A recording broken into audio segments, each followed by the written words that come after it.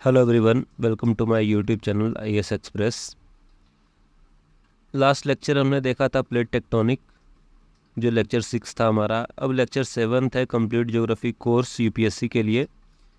इसमें हम पढ़ेंगे जियोमॉर्फिक प्रोसेस कि जियोमॉर्फिक प्रोसेस क्या है, वो किस तरह लैंडफॉर्म के इवोल्यूशन में मदद करता है, इन सब चीज़ों को जानेंगे। तो आइए शुरू करते हैं।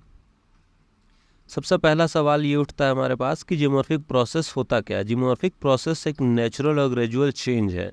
मीन्स कि अर्थ के क्रस्ट पे जो भी नेचुरल और धीरे धीरे चेंज, या फिर इसको आप कैटास्ट्रॉफिक चेंज भी कहते हैं। कभी कभी क्या होता है कि अर्थक्वेक आ गया तो अचानक से जो आपका है अर्थ का लैंडफॉर्म चेंज हो जाता है।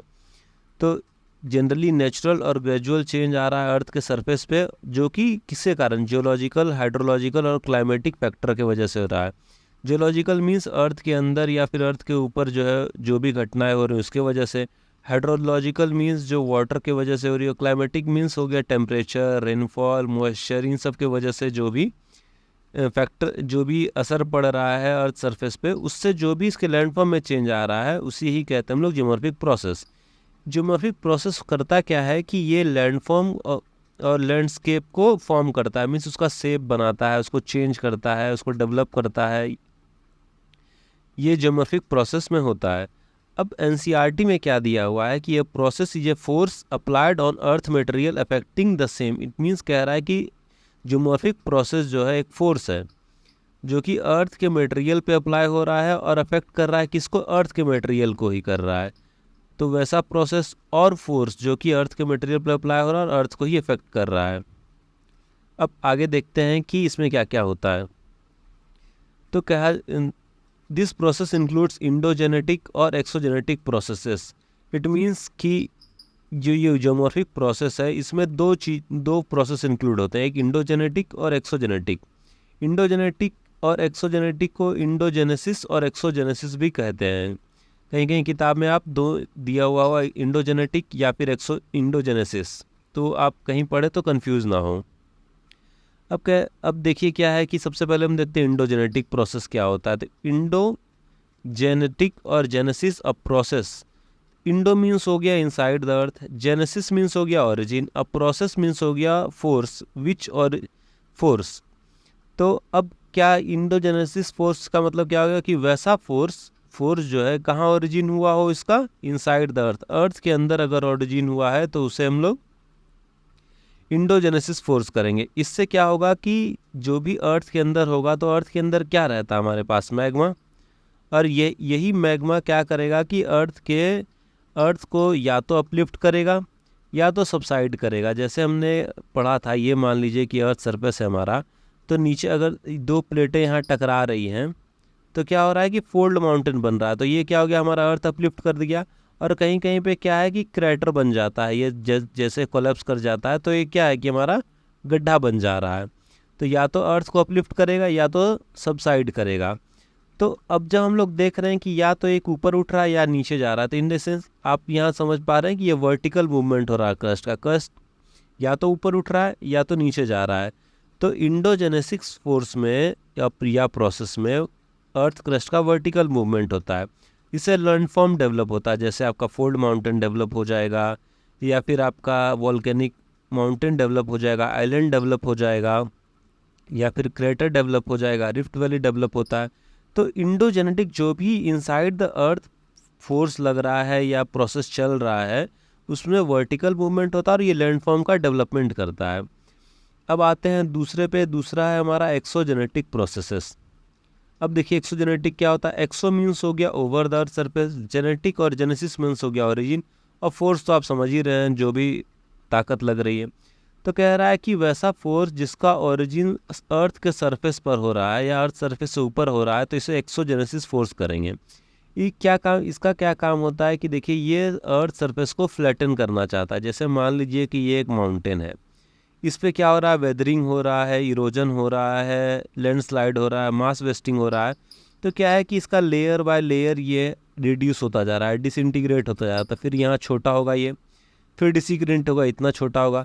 तो फिर ये धीरे धीरे जो यहाँ से टूटता हुआ नीचे आएगा, फिर यहाँ से ट्रांसपोर्ट होगा वाटर से, विंड से, और किसी गड्ढा को जाके वो फिल करेगा। तो क्या हो रहा है, देखिए ये पहले ये हमारा एक लैंडफॉर्म था जो कि अपलिफ्टेड था, इसको रिड्यूस और रिमूव करके फिर क्या कर दिया, फिल कर दिया गया। जब आप कुछ बहुत साल बाद क्या होगा कि अंतिम में बस ये एक ऐसा शेप बचेगा। ये देखिए, ये आपका माउंटेन का रेसिड्यू होगा और ये आपका थोड़ा सा ये रहेगा, गड्ढा का रेसिड्यू होगा। तो ये देख रहे हैं क्या हो गया है, फ्लैटन हो गया, या पूरा उसको सरफेस को बराबर करना चाहता है। इंडोजेनेटिक में क्या है, डेल्फॉर्म बन रहा है, अपलिफ्ट हो रहा है या गड्ढा हो रहा है। और एक्सोजेनेटिक क्या हो रहा है कि सरफेस को और सरफेस में प्लेन करना चाह रहा है, उसको बराबर करना चाह रहा है। यही दोनों में अंतर और यही दोनों में लड़ाई चलते रहती है। अब आते हैं इंडोजेनेटिक फोर्स के क्लासिफिकेशन में कि इंडोजेनेटिक फोर्स में क्या क्या आता है। तो इंडोजेनेटिक फोर्स में सबसे पहला आता है catastrophic force. Catastrophic force means हुआ सडन फोर्स, कि कोई भी फोर्स अचानक से लगता है या फिर अचानक कोई भी चेंज आ रहा है। जैसे अर्थक्वेक क्या हो रहा है, अचानक से हो जा रहा है, आप शांत हैं, पता नहीं कब अर्थ क्रस्ट हिल जाएगा, ये पता नहीं चल सकता है। वोल्केनो डोरमेंट है या फिर बहुत दिन से इरप्ट नहीं हुआ है, लेकिन अचानक से किसी दिन इरप्ट हो जाएगा। तो ये चीज़ का आप अनुमान अभी नहीं लगा सकते हैं। तो ये क्या है, सडन फोर्स है जो कि तुरंत आता है और अचानक लैंडफॉर्म में चेंज कर देता है। दूसरा होता है डायस्ट्रॉपिक फोर्सेस। डायस्ट्रॉपिक फोर्स में क्या है कि ये बहुत स्लो प्रोसेस होता है। इसमें क्या है कि वेरी स्लो, जैसे हम लोग का नाखून बढ़ता है ना, वैसे ही ये चलता है, ये बहुत स्लो प्रोसेस है। इसमें क्या है, एपिरोजेनेसिक फोर्स आता है, ओरोजेनिक है और प्लेट टेक्टोनिक है। देखिए प्लेट टेक्टोनिक जो है वो डायस्ट्रॉफिक में भी आएगा और कैटास्ट्रॉफिक में भी आएगा। कैटास्ट्रॉफिक में कैसे कि अर्थ को एक प्लेट्स के टकराने से ही आ रहा है, वॉल्केनो भी लगभग प्लेट्स के कारण ही हो रहे हैं 95%। तो लेकिन कभी कभी क्या, अर्थ के एक बहुत छोटे से अर्थ को एक इतना हल्का आ रहा है कि उससे कोई इफेक्ट नहीं पड़ रहा है, बहुत कम है, थोड़ा थोड़ा इफेक्ट पड़ रहा है, तो वो फिर हमारे डायस्ट्रॉफिक फोर्स में चला जाएगा। और एक है इपेरोजेनिक और दूसरा है ओरोजेनिक। एपेरोजेनिक में क्या है, अपलिफ्टमेंट आता है, एक सब्सिडेंस आता है। अपलिफ्टमेंट मीन्स क्या है कि ऊपर उठना, अपलिफ्टमेंट या इमरजेंस मीन्स होता है ऊपर उठना, और सब्सिडेंस मीन्स होता है या सबमर्जेंस मीन्स नीचे जाना, धंसना। तो पहले एपिरोजेनिक देखते हैं, फिर ओरोजेनिक देखते हैं। प्लेट टेक्टोनिक तो अब लास्ट लेक्चर में हमने पढ़ा ही, अर्थक्वेक भी पढ़ लिया, वोल्केनो भी पढ़ लिया है। अब आते हैं एपिरोजेनिक में। एपिरो मीन्स होता है लैंड मास और जेनेटिक मीन्स होता है ओरिजिन, आप जान ही रहे हैं। तो जब भी लैंड मास होगा तो उसका या तो वर्टिकल मूवमेंट होगा या तो हॉरिजॉन्टल मूवमेंट होगा, लेकिन एपिरोजेनिक में क्या होता है, वर्टिकल मूवमेंट होता है लैंड मास का। लैंड मास या तो ऊपर जाएगा या तो नीचे आएगा, इसलिए यहाँ कहा गया अपलिफ्टमेंट और इमरजेंस। जब भी कोई लैंड मास जो कोस्टल एरिया के पास है, जैसे यहाँ पे आप देखिए कि ये एक लैंड मास है, ये यहाँ पे पानी है, तो ये कोस्टल एरिया के पास है। जब भी कोस्टल एरिया के पास कोई भी लैंड मास ऊपर उठेगा तो उसे इमरजेंस कहेंगे। और कहीं पे भी अगर कहीं कोस्टल एरिया नहीं है और लैंड मास ऊपर उठ गया है तो उसे अपलिफ्टमेंट कहेंगे। अब देखिए ऐसा होता कैसे, ये देखिए एक आपका लैंड मास कोस्टल एरिया है और यहाँ तक पानी है। अब इस जो ये एरिया है जो मैंने क्रॉस करके रखा है, यहाँ पे मैग्मा फोर्स लगा रहा है और फोर्स लगाने के बाद क्या है, ये लैंड मास ऊपर उठ गया, अब पानी का लेवल नीचे चला गया। पहले पानी यहाँ पर था, ये लैंड मास पूरा डूबा हुआ था, पर क्या है कि अभी लैंड मास ऊपर उठ चुका है, तो इसे कहते हैं हम लोग इमरजेंस। अगर मान लीजिए वहाँ पे कोई सी नहीं है, कोई वाटर बॉडी नहीं है और नॉर्मल लैंड है, और लैंड का कोई सेंट्रल भाग या फिर लैंड का कोई भी पार्ट ऊपर उठ जा रहा है, ये देखिए ऊपर उठ जा रहा है, तो इसे कहेंगे हम लोग अपलिफ्टमेंट और इमरजेंस में इतना सा अंतर है कि इमरजेंस कोस्टल एरिया के पास जो रहा उसे कहेंगे और अपलिफ्टमेंट सिर्फ लैंड एरिया पे हो रहा है। अब आता है सबमर्जेंस क्या हो गया कि नीचे डूबना। अगर जैसे इमरजेंस था कोस्टल एरिया में, सबमर्जेंस भी वही है। जैसे ये एक लैंड मास है और यहाँ पे क्या हुआ, यहाँ का मैग्मा वहाँ से हट गया या फिर यहाँ कुछ वैसा घटना हुआ जिससे क्या है कि ये नीचे चला जा रहा है। तो क्या हो गया कि अब देखिए पहले पानी यहाँ पर था, अब इस पोर्शन के पास पानी और ये पूरा एरिया नीचे चला गया, तो इसे कहते हैं सबमर्जेंस। और जब सिर्फ लैंड एरिया में होगा जहाँ पे कोस्टल एरिया नहीं है, वाटर नहीं है, और अर्थ का जो सरफेस है वो दब जा रहा है, तो यहाँ पे गड्ढा बन जाएगा और इसे हम लोग कहेंगे सब्सिडेंस। तो एपिरोजेनिक में दो ही चीज़ होता है, एक अपलिफ्टमेंट और एक होता है सब्सिडेंस और सबमर्जेंस, ऊपर उठना और नीचे, ये वर्टिकल मूवमेंट है। उसके बाद आते हैं ओरोजेनेटिक या ओरोजेनेसिस। तो ओरो मीन्स होता है माउंटेन और जेनेटिक मीन्स होता है ओरिजिन। तो वैसा फोर्स और वैसा प्रोसेस जिससे माउंटेन का फॉर्मेशन हो, जो माउंटेन बिल्ड कर रहा है, उसे ओरोजेनेटिक कहते हैं। अब क्या है कि इसमें दो तरह से होता है, एक तो टेंशनल फोर्स लगता है, एक कंप्रेशनल फोर्स लगता है।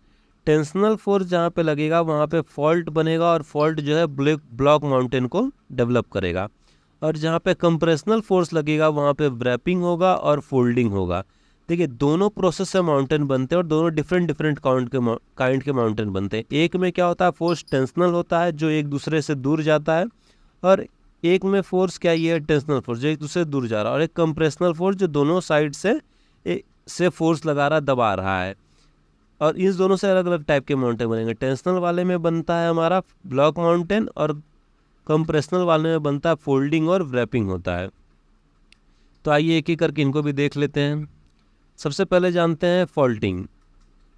तो फॉल्टिंग में हमने क्या देखा था कि टेंशनल फोर्स लगता है। ये देखिए टेंशनल फोर्स लग रहा है, एक दूसरे की तरफ जा रहा है। अब जैसे मान लीजिए ये कैसे होता है, समझिए इस चीज़ को। ये हमारा एक प्लेट है या लैंड मास है, इसके नीचे से मैग्मा आ रहा है, और मैग्मा इस तरफ फोर्स लगा रहा है और इस तरफ फोर्स लगा रहा है। तो क्या है, इसके बीच का टेंशन बढ़ रहा है। जैसे इसके बीच का टेंशन बढ़ेगा तो ये इधर खिंचाएगा और ये इधर खिंचाएगा। धीरे धीरे यहाँ पे क्रैक डेवलप होना शुरू होगा। ये देख रहे हैं, ये मैंने ये अभी रेड से कर रहा हूँ, उसमें येलो लाइन से कर रखा है मैंने।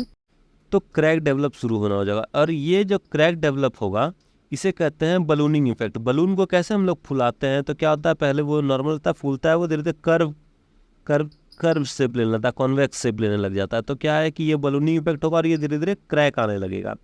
और जब ये क्रैक पूरे तरीके से आ जाएगा तो ये इस साइड चला जाएगा, ये इस साइड चला जाएगा, और ये टूट के नीचे बैठ जाएगा, वो नीचे चला जाएगा। तो इसे ही कहते हैं हम लोग फॉल्टिंग। इस प्रोसेस को कहते हैं फॉल्टिंग। और ये जो नीचे गड्ढा बन रहा है, ये आप देख रहे होंगे कि ये गड्ढा बन रहा है यहाँ पे, इसे कहते हैं रिफ्ट वैली। समझ आएगा फॉल्टिंग क्या है। अब देखिए एक आपको लाइव एग्जांपल, ये देखिए सेंट एंड्रियास का फॉल्ट है। ये क्या है कि एक टेंशन से इधर चला गया, एक टेंशन से यहाँ चला गया, और बीच में वो जो छोटा सा पार्ट है जो रिफ्ट वैली है, वो बीच का लैंड नीचे चला गया। यही है आपका सेंट एंड्रियास फॉल्ट। समझ गए फॉल्टिंग के, आपको एग्जाम्पल भी दिखा दिया मैंने। अब आते हैं टाइप्स ऑफ फॉल्ट। फॉल्ट कितने तरह के होते हैं। एक है आपका नॉर्मल फॉल्ट। नॉर्मल फॉल्ट में क्या होता है कि कोई लैंडमास है, उसमें क्रैक आया, और क्रैक के वजह से क्या है कि नीचे से वो फिर क्रैक आने के बाद नीचे वो थोड़ा सा नीचे आ जाता है, नीचे सरक जाता है, उसे नॉर्मल फॉल्ट कहते हैं। स्टेप फॉल्ट क्या, नाम से ही हमें पता चल रहा है। स्टेप मीन्स क्या है कि सीढ़ी नुमा होगा। पहले एक यहाँ क्रैक आया तो एक फॉल्ट बना, फिर यहाँ क्रैक आया तो फिर एक फॉल्ट बना। तो ये क्या है, सीढ़ी की तरह दिख रहा है, देख रहे हैं। तो इसे कहते हैं स्टेप फॉल्ट। एक होता है रिवर्स फॉल्ट। रिवर्स फॉल्ट क्या है कि देखिए यहाँ पे इस जगह पे टेंशनल चल रहा था, लेकिन रिवर्स फॉल्ट में क्या है कि यहाँ के कंप्रेशनल चल रहा है। इस चीज़ को आप लोग ध्यान रखिएगा। रिवर्स फॉल्ट में कंप्रेशनल फोर्स लगता है। अब इसमें क्या हो रहा है कि देखिए एक इधर से फोर्स लग रहा है, एक इधर से फोर्स लग रहा है, तो क्रैक डेवलप हो गया है। ये क्रैक में क्या है कि एक प्लेट को भी ये ऊपर चला जाएगा। इसमें क्या था, नीचे आ रहा है, यहाँ भी देखिए नीचे आ रहा है, लेकिन यहाँ पे क्या ऊपर चला जाएगा, इसलिए इसे कहते हैं रिवर्स फॉल्ट। एक जो है आपका ऊपर चला गया, जैसे ये वाला प्लेट जो है ऊपर चला गया है, समझ रहे हैं, ये है रिवर्स फॉल्ट। तो आइए इसका एग्जाम्पल देखते हैं। जैसे देखिए ये है नॉर्मल फॉल्ट हमारा। ये देखिए एक क्रैक है डेवलप यहाँ पे, ये देखिए क्रैक डेवलप है। इस फोटो को जब अच्छे से देखेंगे आप तो यहाँ पे एक क्रैक डेवलप है, ये नीचे आ गया, ये थोड़ा नीचे आ गया, तो ये आपका नॉर्मल फॉल्ट। यहाँ पे देखिए ये भी आपका नॉर्मल फॉल्ट है। ये दोनों पहले एक जगह पे था और ये नीचे खिसक गया है। अब आते हैं टेंशनल फोर्स के वजह से क्या होता है कि जो हमने अभी रिफ्ट वैली पढ़ा था, इसमें थोड़ा सा देखिए दो चीज़ होता है, इसको एक समझना। इसमें क्या है कि जो ऊपर वाला पार्ट रहता है इसे हॉस्ट कहते हैं।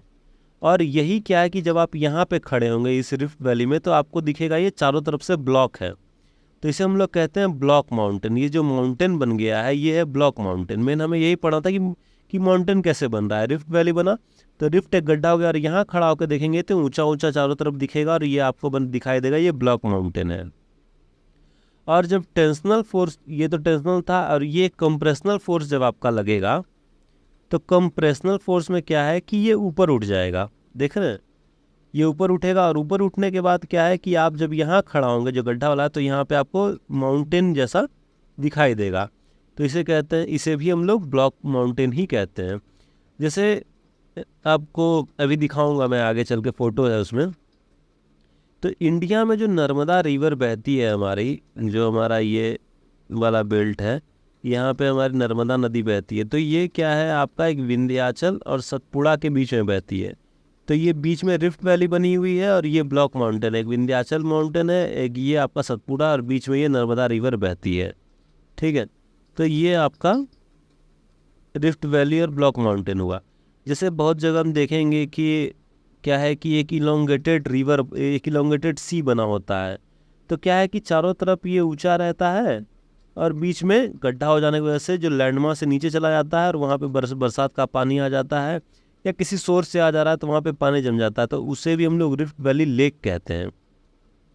इसका एग्जांपल देखते हैं। जैसे देखिए यहाँ पे ये क्या है कि ये बहुत बड़ा एरिया था, ये देखिए, देख रहे हैं, ये यहाँ पे माउंटेन की तरफ फील आ रहा है, यहाँ माउंटेन की तरफ फील आ रहा है, तो ये अपने जगह पर है और बीच का जो पार्ट है वो सब साइड हो गया, वो नीचे धंस गया है। तो क्या है कि आपको ये रिफ्ट वैली का फॉर्मेशन हो गया, ये आपका, और ये देखिए ये आपका रिफ्ट वैली हो गया पूरा यहाँ से यहाँ तक।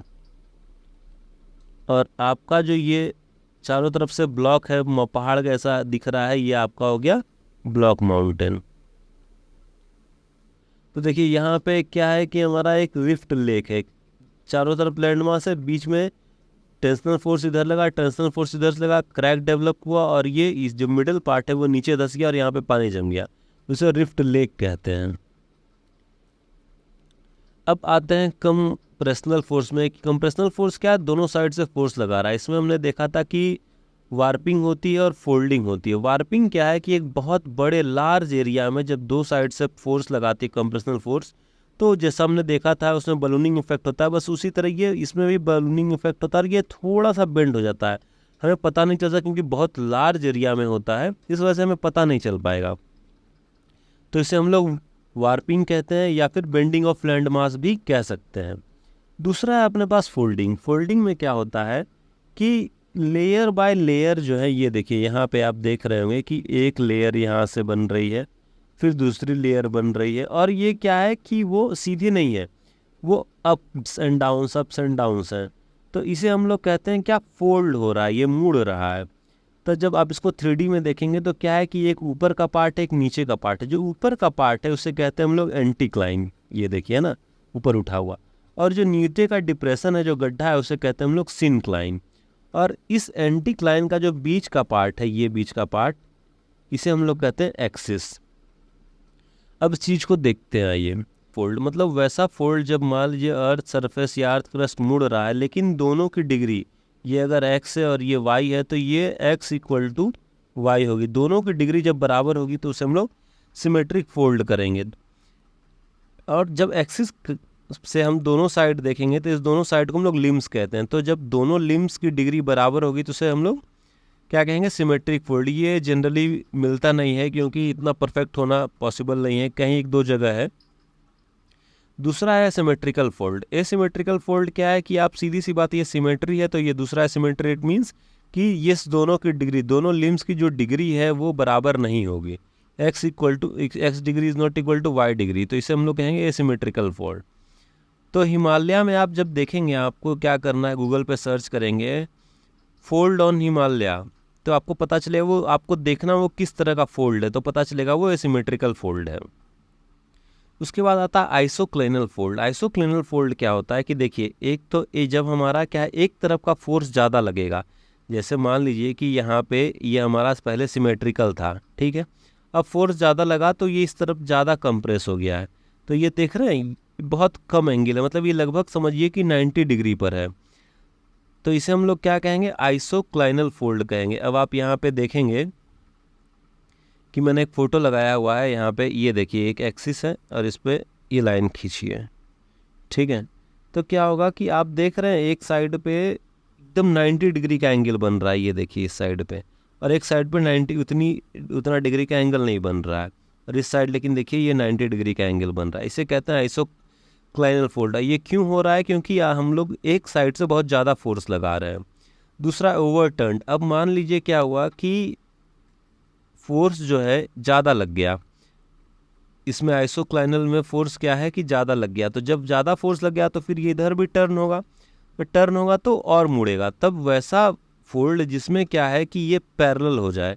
आपका जो लिम्स है, ये लिम्स देख रहे हैं, एक्सिस खींचा, और ये लिम्स और ये लिम्स, ये इसको ये मान लेते हैं, इसको बी मान लेते हैं, ये पैरेलल हो जाए, तब हम लोग इसे कहेंगे क्या, ओवरटर्न्ड फोल्ड है। इसके बाद आता है रिकम्बिनेंट फोल्ड। जब ओवरटर्न फोल्ड क्या है कि और फोर्स लगने लग जाए तो ये सरफेस पे आ के पैरेलल आ जाएगा, तो इसे हम लोग कहेंगे रिकॉम्बिनेंट फोल्ड। अब देखिए जैसे क्या है कि ये हमारा सरफेस है और इस सरफेस पे ये पैरेलल आ गया है, ये देख रहे हैं, ये हमारा सरफेस है और इस सरफेस पे ये पैरेलल आ गया है, तो इसे कहते हैं रिकॉम्बिनेंट फोर्स। ये हमारा एक्सिस है और इसके पैरेलल आ गया है, इतना ज़्यादा फोर्स लग गया है। उसके बाद होता है over thrust fold. Over thrust fold में क्या होता है कि एक फोल्ड देखिए कि यहाँ है, उसके बाद फिर इतना प्रेशर लग रहा है कि एक फोल्ड और हो जा रहा है। जैसे देखिए यहाँ पे एक फोल्ड हमारा ये है, दिख रहा है, और फिर फोर्स लग के एक फोल्ड ये आ जा रहा है हमारा, देखिए। तो इस तरह के फोल्ड को कहेंगे ओवर थ्रस्ट फोल्ड। ये फोटोज में इसलिए दे रहा हूँ कि आप आराम से समझ सकें, चीज़ें आपको याद रहे। इसे हम लोग कहते हैं नेपे। नेपे क्या है कि एक तरह का फोल्ड ली है, इसमें क्या होता है कि जब फोल्ड क्या है कि इतना ज़्यादा फोर्स लग जाए कि ये टूट जाए, ये वाला जो फोल्ड है हमारा, ये टूट कर दूसरे किसी लैंडफॉर्म पे जाके सट जाए, या फिर वहीं टूट के थोड़ा सा आगे बढ़ जाए, जिसे नेपे कहते हैं। जैसे यहाँ पे देखिए क्या है कि यहाँ पे देखिए फोल्ड नहीं है, इस एरिया में आप देखेंगे कि यहाँ पे कोई फोल्ड नहीं है इसके पहले, लेकिन एक यहाँ पे ये एक फोल्ड है, ये देख रहे हैं, एक फोल्ड, फिर एक फोल्ड है, ये देखिए, ये आधा आधा ही फोल्ड है। तो क्या है कि ये टूट कर बस वहाँ पे आगे बढ़ गया है, तो इस तरह के फोल्ड को क्या कहते हैं हम लोग, नेपे फोल्ड कहते हैं। इसमें हमें समझना क्या है कि एक चीज़ समझिए, सबसे पहले सिमेट्रिकल, थोड़ा सा फोर्स लगाया, फिर एसिमेट्रिकल, जब एसिमेट्रिकल पे और फोर्स लगाया गया तो आइसोक्लाइनल बन गया 90 डिग्री, और 90 डिग्री पे हमारा और फोर्स लग रहा है तो ये क्या बन रहा है हमारा, ओवरटर्न, दोनों लिम्स पैरेलल हो जा रहे हैं। उस पर फोर्स लग रहा है तो ये अर्थ सरफेस के पैरेलल हो जा रहा है, इसे रिकम्बिनेंट कहते हैं। फिर ओवर थ्रस्ट क्या है कि और फोर्स लगा, फिर एक बार और इसमें फोल्ड आ गया, ये हो गया, और फिर ने पे इतना फोर्स लगा कि वो टूट गया, और टूट कर फिर वो आगे बढ़ गया है। अब आते हैं हम लोग एक्सोजेनेटिक फोर्स में, जो हमें पढ़ना है। अब ये हमारा अभी तक इंडोजेनेटिक फोर्स था या इंडोजेनेसिस फोर्स, अब हमारा वेदरिंग है। एक्सोजेनेटिक फोर्स है, इसमें वेदरिंग पढ़ते हैं। वेदरिंग में क्या होता है कि डिसइंटीग्रेशन ऑफ रॉक्स, जो हम लोग रॉक्स देख रहे हैं जैसे माउंटेन पे है या जहाँ भी आपको रॉक्स मिल रहा है, उसका डिसइंटीग्रेशन हो रहा है, वो धीरे धीरे टूट रहे हैं। और टूट क्यों रहे हैं, उसका कारण है फिजिकल और केमिकल एजेंट की वजह से। मतलब physical agent in the sense हो गया वाटर की वजह से, या फिर हीट की वजह से, या फिर रेनफॉल की वजह से, या फिर किसी केमिकल रिएक्शन के थ्रू वो टूट रहे हैं, तो उसे हम लोग कहते हैं वेदरिंग। वेदरिंग में क्या, सिर्फ डिसइंटीग्रेशन हो रहा है और कुछ नहीं हो रहा। जैसे मान ली यहाँ पे एग्जांपल देखिए कि ये एक सरफेस है और पानी की वजह से क्या हुआ, ये टूट गया, और टूट के वहीं पर है, कहीं जा नहीं रहा है, डिसइंटीग्रेट हो गया। तो इसे हम लोग कहते हैं, जब उसी जगह पे है तो क्या कहेंगे, इसे हम इन सेटू प्रोसेस कहेंगे। जैसे कि ये मान लीजिए पत्थर था, इसमें क्रैक्स डेवलप हुए और ये टूट गया और टूट के यहीं पे है, तो इसे क्या कहेंगे, इन सेटू। इसमें क्या होता है कि डिसइंटीग्रेशन होगा लेकिन मूवमेंट नहीं होगा। जैसे ये देखिए यहाँ टूटा लेकिन मूवमेंट नहीं है, सब अपने जगह पर ही है, और अगर है भी तो बहुत छोटा मूवमेंट है, बहुत लिटिल मूवमेंट। तो वेदरिंग मीन्स हो गया disintegration of rocks but no movement और वेरी लिटिल मूवमेंट, और due to influence of what, physical और chemical agents. Physical chemical agents मैंने यहाँ बता दिया है, हीट है, टेम्परेचर है, प्रेशर है, केमिकल में सॉल्यूशन, कार्बोनेशन, हाइड्रेशन, ये सब चीज़ें हैं।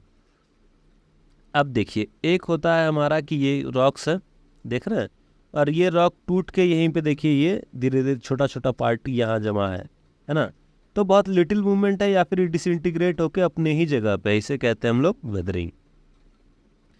अब आता है मास मूवमेंट। मास मूवमेंट क्या होता है कि एक तो हमारा रॉक वेदर्ड हुआ, पहले डिसइंटीग्रेट हुआ, जब डिसइंटीग्रेट हो गया, कमज़ोर हो गया, तो फिर क्या होगा कि ग्रेविटी के जैसे जैसे उस पर ग्रेविटी लगेगी तो वो नीचे नीचे क्या है, जाना शुरू कर देगा। तो इसे हम लोग कहते हैं मास मूवमेंट। जब भी वेदर्ड मटेरियल पे, जैसे मान लीजिए ये वेदर्ड मटेरियल है ये, और इस पर ग्रेविटी के इन्फ्लुएंस के कारण क्या है, ये धीरे धीरे नीचे आ रहा है, यहाँ आके जम रहा है, तो इसे हम लोग कहेंगे मास मूवमेंट। जैसे वेदरिंग, इसको आप आराम से इस तरह से ये कह सकते हैं कि weathering plus influence of gravity, तो मूवमेंट इन्फ्लुएंस ग्रेविटी से क्या होगा, मूवमेंट ऑफ रॉक, या फिर मूवमेंट ऑफ डिसइंटीग्रेटेड रॉक को कहेंगे हम लोग क्या, मास मूवमेंट। ये है हमारा मास मूवमेंट। अब आते हैं वेदरिंग का सिग्निफिकेंस क्या है, वेदरिंग से क्या होता है, फ़ायदा क्या है इसका। सबसे पहला फ़ायदा ये है कि जो रॉक वेदर्ड होगा वो धीरे धीरे छोटा सा टूटता जाएगा और उससे क्या बनेगा, सॉइल बनेगा। अब जब रॉक में सॉइल बन रहा है तो रॉक में मिनरल्स भी होंगे, उस मिनरल्स को क्या है, जब वो मिट्टी में मिलेंगे तो सॉइल हमारा क्या है, न्यूट्रिएंट रिच सॉइल बनेगा। अब जैसे हम लोग देखते हैं कि बाढ़ आता है बहुत सारी जगह, जैसे गंगा में क्या है कि बाढ़ आता है, तो गंगा कहाँ से आ रही है, हिमालय से। वहाँ पे रॉक्स हैं, उस रॉक में बहुत सारे मिनरल्स हैं, तो उन मिनरल्स को वो वहाँ से अपने वेदर करती है और ट्रांसपोर्ट करके लाती है, और हमारे फर्टाइल लैंड जो है आपका प्लेन है उसमें मिक्स करती है बाढ़ ला के। तो क्या है कि वो न्यूट्रिएंट बनता है, वो बहुत फर्टाइल होता है। दूसरी बात क्या है कि एक्सफोलिएशन ईजियर कर देता है, मतलब इन द सेंस कि जैसे मान लीजिए कि हमें कुछ मिनरल चाहिए, तो क्या है कि वेदरिंग से क्या है कि वो लेयर हटता जाता है और मिनरल हमें निकालना आसान हो जाता है। तो ये चीज़ है। अब आते हैं टाइप्स ऑफ वेदरिंग। वेदरिंग कितने तरीके का होता है। पहला तो एक फिजिकल वेदरिंग, दूसरा है केमिकल वेदरिंग, तीसरा है बायोलॉजिकल वेदरिंग। अब एक एक करके पढ़ते हैं। फिजिकल वेदरिंग क्या है। Physical weathering in the sense हुआ कि टेम्परेचर की वजह से या प्रेशर की वजह से या फिर रेनफॉल की वजह से क्या जो भी रॉक्स डिसइंटीग्रेट हो रहे हैं, तो इसे हम लोग फिजिकल वेदरिंग कहेंगे।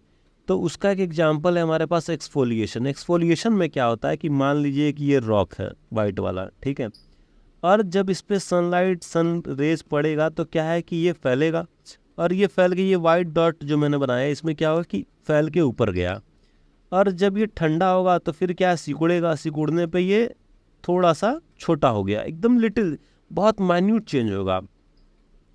तो ये कब होगा, या तो वहाँ पे दिन और रात का टेम्परेचर डिफरेंस बहुत ज़्यादा हो, या फिर वो ऐसा जगह पे हो जो कि बहुत समर हो तो बहुत ज़्यादा गर्मी हो, ठंड हो तो बहुत ज़्यादा ठंड हो, तो मीन्स टेम्परेचर डिफरेंस ज़्यादा होना चाहिए। तो क्या हुआ कि ऊपर का रॉक जो है, ये वाला रॉक जो है, इतना एक्सपेंसन और कॉन्ट्रैक्शन की वजह से ये कमज़ोर हो जाएगा, और ये कमज़ोर हो जाएगा तो फिर वो डिसइंटीग्रेट हो जाएगा, टूट जाएगा। और जो ये टूटता है ना तो वो लेयर हटता है, ये इसका पहला लेयर हटेगा, फिर उसके बाद ये लेयर हटने के बाद ये लेयर हटेगा। तो इससे क्या, इसे हम लोग कहते हैं एक्सफोलिएशन। एक्सफोलिएशन में क्या, जैसे हम लोग प्याज खाते हैं तो प्याज में क्या है कि लेयर बाय लेयर बना होता है। बस आप जस्ट इमेजिन करिए कि एक प्याज है और उसका लेयर हटा रहे हैं, डिसइंटीग्रेट तोड़ तोड़ कर उसे हटा रहे हैं। यही काम जब हम लोग रॉक्स में करेंगे तो इसे एक्सफोलिएशन कहते हैं। और ये वहाँ पर होगा जहाँ पर टेम्परेचर नाइट और डे में बहुत ज़्यादा डिफरेंस है, या फिर समर और विंटर के टेम्परेचर में बहुत ज़्यादा डिफरेंस है। तो जनरली हमें कहाँ देखने को मिलेगा, डेजर्ट एरिया में देखने को मिलेगा। अब दूसरा आता है हमारा क्या, फिजिकल वेदरिंग में ही है ग्रेनुलर डिसइंटीग्रेशन। कभी कभी क्या होता है, कुछ रॉक्स होते हैं, जैसे ये रॉक्स है, तो रॉक्स में अलग अलग मिनरल होता है, कोई डार्क कलर का मिनरल है, कोई लाइट कलर का मिनरल है। तो डार्क कलर का मिनरल क्या होगा कि आप जानते हैं डार्क कलर ज़्यादा सनलाइट ऑब्जर्व करता है, तो वो ज़्यादा सनलाइट ऑब्जर्व करेगा, और फिर वो ज़्यादा ऑब्जर्व करेगा तो उसमें हीट ज़्यादा होगा, वो एक्सपेंड ज़्यादा करेगा। तो जब ज़्यादा एक्सपेंड करेगा और फिर क्या है कि जो लाइट कलर का है वो कम करेगा, तो इसमें एक्सपेंशन कॉन्ट्रैक्शन ज़्यादा होगा। एक्सपेंशन कॉन्ट्रैक्शन के कारण क्या है, ये कमज़ोर हो जाएगा और ये टूट कर फिर निकलने लगेगा, वो डिसइंटीग्रेट होगा और वो निकल जाएगा। तो देखिए ये था पहले, यहाँ इसमें जॉइंट था, उसके बाद ये टूट कर क्या हुआ, निकलने लगा, साइड साइड आ गया है, और यहाँ पे वॉइड खाली हो गया है। तो इसे कहते हैं हम लोग granular disintegration. It means disintegration of dark colour granule. तो जितना भी डार्क कलर का ग्रेन्यूल किसी रॉक्स में पाया जा रहा है तो वो डिसइंटीग्रेट हो रहा है, तो उसे ग्रेनुलर डिसइंटीग्रेशन कहेंगे। अब एग्जांपल देखिए, ये क्या है कि इसमें डार्क, ये हमारा रॉक था, इसमें जो भी ये था डार्क कलर का ग्रेन्यूल्स, यहाँ पे ये वेदर्ड हो गया, ये ऊपर में जो भी गड्ढा गड्ढा गड्ढा आप देख रहे हैं और ये नीचे यहाँ देख रहे हैं, ये सब क्या है कि वेदर्ड है, वहीं पे रह गया, वेरी लिटिल मूवमेंट है, तो वो डिसइंटीग्रेट हो रहा है। ये किसकी वजह से? ग्रेन्यूल जो टेम्परेचर डिफरेंस होने के कारण, कलर डिफरेंस होने के कारण टेम्परेचर अलग अलग ऑब्जॉर्व कर रहा है और वो वेदर्ड हो जा रहा है। अब आ रहा है ब्लॉक डिसइंटीग्रेशन। अब जैसे मान लीजिए कि एक रॉक है और वो पहले से थोड़ा थोड़ा क्या है कि वो उसमें ब्लॉक्स बने हुए हैं, वो पहले से ही थोड़ा थोड़ा टूटा हुआ है।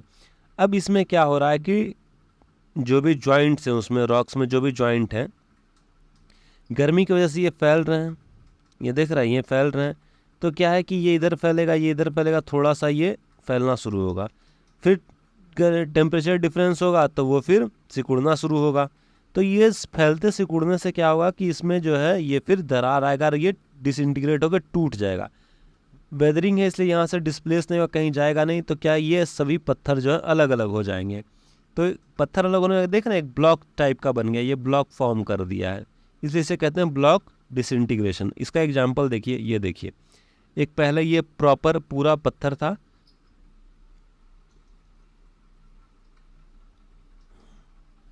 ये एक पहले पूरा पत्थर था। अब इसमें क्या हुआ कि ये जो जॉइंट्स है, जॉइंट पे एक्सपेंशन कॉन्ट्रैक्शन होना शुरू हुआ और ये धीरे धीरे ब्लॉक की तरह टूट गया कि एक ब्लॉक बन गया। देखिए एक ब्लॉक है, एक ब्लॉक ये है, एक ब्लॉक ये है, ये, तो इसे हम लोग कहते हैं ब्लॉक डिसइंटीग्रेशन। अब दूसरा एक वेदरिंग होता है फ्रॉस्ट वेदरिंग, मीन्स ठंडे जगह पे भी वेदरिंग होती है, जैसे सब पोलर रीजन में, टेम्परेट रीजन में, जहाँ पे मॉइस्ट क्लाइमेट है। क्या होता है, जैसे मान लीजिए कि ये एक हमारा माउंटेन है, इस माउंटेन में कहीं कहीं पे जॉइंट्स हैं, इस जॉइंट में बारिश होगी तो क्या वाटर चलाएगा। वाटर का आप प्रॉपर्टी आप जानते हैं कि जब वाटर लिक्विड फॉर्म में रहता है तो उसका क्या रहता है, वॉल्यूम कम रहता है, लेकिन जब वो सॉलिड आइस बन जाएगा तो उसका वॉल्यूम बढ़ जाता है, वो एक्सपेंड कर जाता है। तो जब ये पानी आ गया, जब ठंड रात आई या फिर ठंड आई, टेम्परेचर कम हो गया, तो वाटर क्या हो गया, आइस में कन्वर्ट हो गया, और आइस फ्रीज हो रहा है तो उससे क्या हो रहा है, वॉल्यूम एक्सपेंड कर रहा है, वो फैल जा रहा है। तो यहाँ पे ये फैलने लगेगा, इस साइड ये फैलेगा। जब फिर डे का टाइम आएगा तो ये आइस मेल्ट हो जाएगा, तो क्या है, फिर ये कॉन्ट्रैक्ट करने लगेगा, ये फिर सिकुड़ेगा।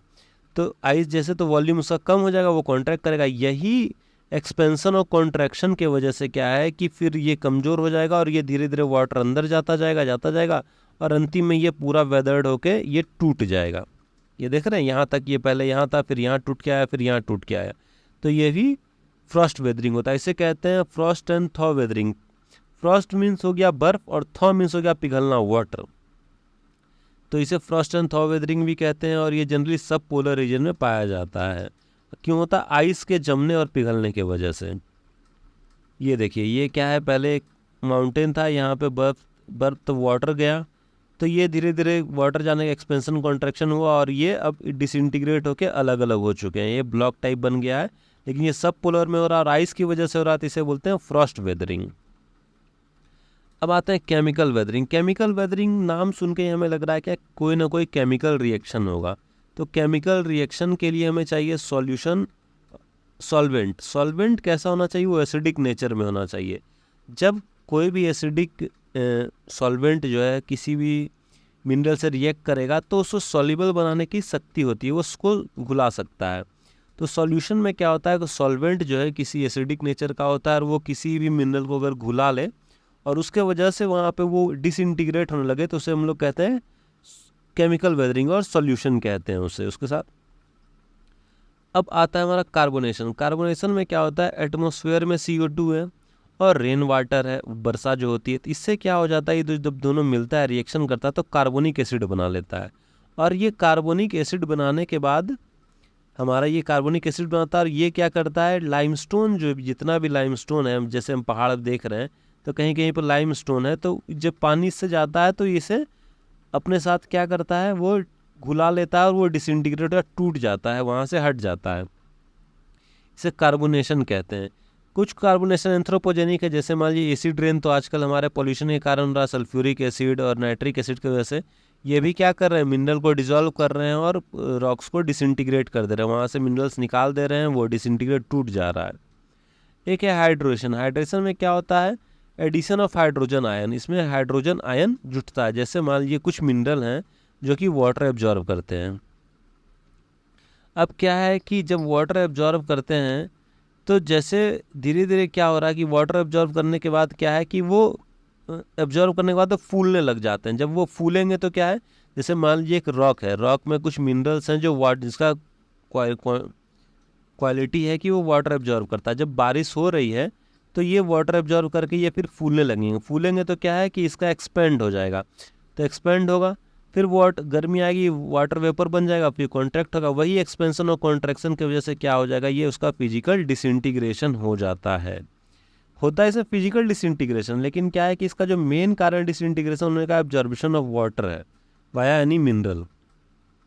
अब आता है ऑक्सीडेशन। ऑक्सीडेशन में क्या होता है कि लीचिंग प्रोसेस होता है। जैसे मान लीजिए कि हमारे पास कोई पहाड़ है या फिर कोई प्लेस है जहाँ पे हमारे पास अपर सरफेस में आयरन ओर पाया जाता है। बरसात हुआ, ये क्या किया यहाँ पे, बरसात हुआ और ये क्या किया, ऑक्सीजन जो है इसमें, सॉरी बरसात हुआ तो जो भी मिनरल है इसमें वो वॉश होकर नीचे चला गया है, जो घुलने वाला, तो आयरन जो है वहाँ पे रह जाता है क्योंकि वाटर के साथ रिएक्ट करेगा नहीं। और ये आयरन क्या करता है, ऑक्सीजन के साथ रिएक्ट कर जाता है और उसके बाद बना देता है रस्ट। तो क्या है, एटमॉस्फेरिक ऑक्सीजन जो है, ये देखिए, ये जो रेस्ट ऑफ द आयरन है इसके साथ रिएक्ट करता है और पेरिक ऑक्साइड बनाता है, और यही जो है उसको रस्ट कहते हैं, रस्ट बनाता है। तो इसे कहते हैं हम लोग ऑक्सीडेशन। फिर ये धीरे धीरे खराब होता जाता है, डिसइंटीग्रेट हो जाएगा ये भी।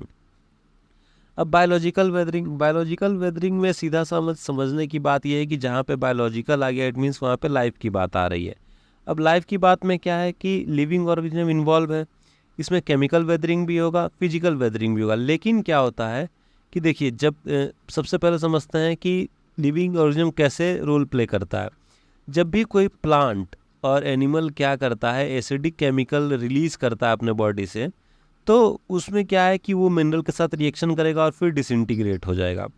उसी तरह क्या है, कुछ माइक्रो ऑर्गेनिज्म और कुछ लिविंग ऑर्गेनिज्म क्या करते हैं कि एक्सक्रीट करेंगे केमिकल और वो फिर रिएक्ट करेगा मिनरल से, वहाँ से डिसइंटीग्रेट हो जाए। इसमें इतनी सी बात समझना है कि या लिविंग ऑर्गेनिज्म के प्रेजेंस से ये केमिकल रिएक्शन हो जाए और फिर वो डिसइंटीग्रेट हो जाए, या फिर उसके एक्सक्रीशन से कोई केमिकल रिएक्शन हो जाए और मिनरल डिसइंटीग्रेट हो जाए, तो उसे हम लोग कहेंगे बायोलॉजिकल वेदरिंग। जैसे लीच हो गया, आपका मोसेस हो गया, तो ये सब क्या कर रहा है कि बहुत सारे रॉक को तोड़ के सॉइल में कन्वर्ट कर देता है उसको, और फिर वहाँ पे हम बहुत सारे प्लांट्स आ जाते हैं। एक इसी में लिविंग ऑर्गेनिज्म में फिजिकल वेदरिंग होता है। कैसे, जैसे मान लीजिए बोरोइंग एनिमल आपका क्या है, रैबिट है। रैबिट क्या कर रहा है, और प्लांट और ट्रीज क्या कर रहा है, जिसका डीप रूट होता है वो अर्थ के नीचे गया और इस रूट से वो फिर रॉक्स को डिसइंटीग्रेट करने लगता है। डिसइंटीग्रेट करेगा तो क्या होगा कि डिसइंटीग्रेट कर दिया, वो फिर धीरे टूटने लगे। जैसे ही सॉइल रिमूव होगा उसके बाद क्या है कि रॉक डायरेक्टली रेन वाटर या सनलाइट के एक्सपोजर में आ जाएगा और वो फिर धीरे धीरे डिसइंटीग्रेट हो, पहले कमज़ोर कर ही चुका है वो डिसइंटीग्रेट होने लग जाएगा। अब आता है इरोजन। एक होता है इरोजन। इरोजन क्या है, जियोलॉजिकल प्रोसेस है जिसमें अर्थ पर जो मटेरियल है, अर्थ का जो मटेरियल है वो टूटता है और ट्रांसपोर्ट होकर चला जाता है। लेकिन यहाँ पे ग्रेविटी से ट्रांसपोर्ट नहीं होगा, यहाँ पे एक एजेंट होगा उसका ट्रांसपोर्ट से एजेंट, जो जैसे विंड और वाटर। मान लीजिए ये पहाड़ है, पहाड़ पे एक रॉक है, ये वाला, ये रॉक क्या है कि यहाँ पे वेदर्ड हुआ, कैसे, आपका फिजिकल स्ट्रेस से या फिर थॉइंग प्रोसेस से, और ये फिर या तो आइस के कारण या फिर वाटर के कारण या फिर विंड के कारण क्या है, ट्रांसपोर्ट हो रहा है, मतलब एक जगह से दूसरे जगह वो जा रहा है। तो इसे हम लोग कहेंगे क्या, erosion. It means weathering plus transportation is erosion. आप इसको आसानी से ऐसे समझ सकते हैं कि weathering plus transportation is equal to erosion. Transportation लेकिन कैसे, एजेंट, कौन सा एजेंट, नेचुरल एजेंट, तो इसे हम लोग कहेंगे इरोजन। इसमें क्या है कि ग्रेविटी का कोई रोल नहीं है, ग्रेविटी रोल प्ले नहीं करेगी। अब आते हैं डिपोजिशन। जब कोई भी चीज़ कहीं चलेगी तो जब उसकी ताकत ख़त्म हो जाएगी तो वो रुकेगी भी, डिपॉजिट भी करेगी, छोड़ेगी भी। तो इसी चीज़ को हम लोग कहते हैं डिपोजिशन। जैसे यहाँ से रॉक टूटा, वो ट्रांसपोर्ट हो गया वाटर के साथ, धीरे धीरे धीरे धीरे चलने लगा, कहीं गड्ढा आया और ये यहाँ के जमना शुरू हो गया, तो इसे हम लोग क्या कहेंगे, डिपोजिशन। सेडिमेंट्स क्या है यहाँ के भर जा रहे हैं। उसके बाद आता है डेनुडेशन। डेनुडेशन क्या होता है, जितना भी एक्सोजेनेसिक प्रोसेस है उस प्रोसेस को हम लोग एक कॉमन टर्म दे दिए डेनुडेशन। जैसे मान लीजिए कहीं पे वेदरिंग हो रहा है कहीं पे इरोजन हो रहा है, कहीं पे ट्रांसपोर्टेशन ही सिर्फ हो रहा है। तो इस चीज़ को अलग अलग बोलने से अच्छा हम लोग उसे बोलने लगे डेनुडेशन। डेनुडेशन में क्या होता है कि weathering, mass movement, wasting, erosion, transportation सब इंक्लूड हो गया। लेकिन एक चीज़ इंक्लूड नहीं है, वो क्या है? डिपोजिशन। डेनुडेशन में कहीं पे भी डिपोजिशन इंक्लूड नहीं होगा।